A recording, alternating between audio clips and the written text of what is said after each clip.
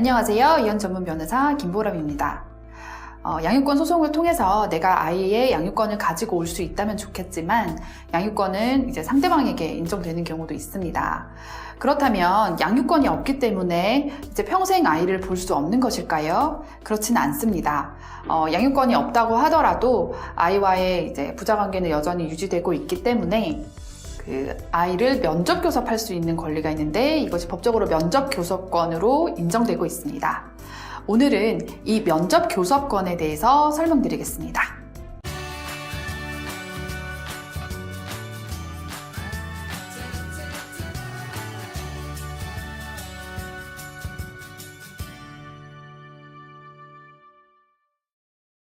면접 교섭권은 앞서 말씀드린 것처럼 이혼 후에 양육권을 가지지 않은 부모가 자녀를 계속해서 이제 만날 수 있는 그런 권리를 의미합니다. 면접 교섭권은 부모의 권리이기도 하지만 동시에 아이가 그 양육권을 갖지 않는 부모를 계속해서 만나고 연락하고 관계를 유지할 수 있는 아이의 권리이기도 합니다. 면접 교섭권은 아이를 직접 만나거나 편지를 주고받거나 이런 것들을 통칭해서 의미하고 있지만 보통 면접 교섭권은 특정 날짜에 아이를 만나는 것으로 정하는 경우가 많습니다. 그런데 협의 이혼을 하시는 경우에는 면접 교섭권을 어떻게 정해야 할지 기준점을 잘 못 잡으시는 경우가 많은데요.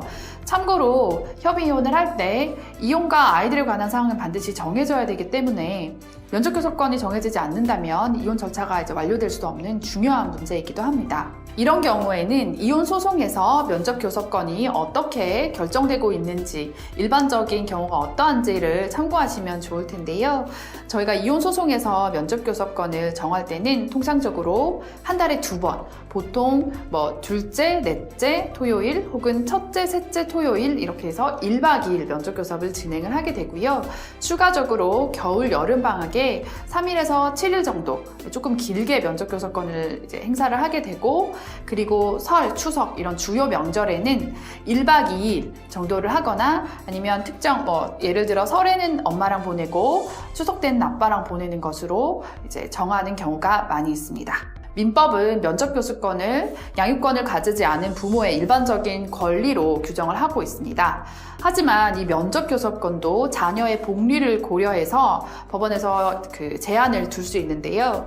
예를 들어서 한쪽 부모가 면접 교섭권을 행사할 때 아이에게 상습적으로 계속해서 폭행을 한다거나 이런 사유들이 있다면 법원에서 직권으로 하거나 혹은 당사자의 신청에 의해서 면접 교섭권 자체가 제한될 수 있습니다. 물론 합의 이혼 시에는 그 면접 교섭의 빈도와 방법 등에 대해서 부부가 자유롭게 합의를 할 수 있습니다.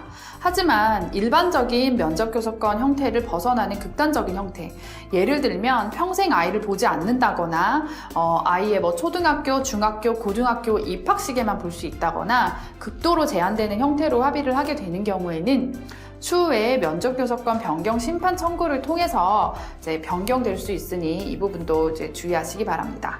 지금까지 협의 이혼 시에 면접 교섭권을 어떤 방식으로 규율하는 것이 적절한지에 대해서 설명드렸는데요. 다음 강의에서는 양육권자가 면접 교섭권이 정해졌음에도 불구하고 이것을 제대로 이행해주지 않을 때 강제할 수 있는 방법과 그리고 양육권자가 그 면접 교섭 과정에서 뭔가 문제가 생겨서 상대방의 면접 교섭권을 제한할 필요성이 있을 때 어떤 조치를 취해야 되는지에 대해서 설명드리겠습니다. 김보람 변호사였습니다. 감사합니다.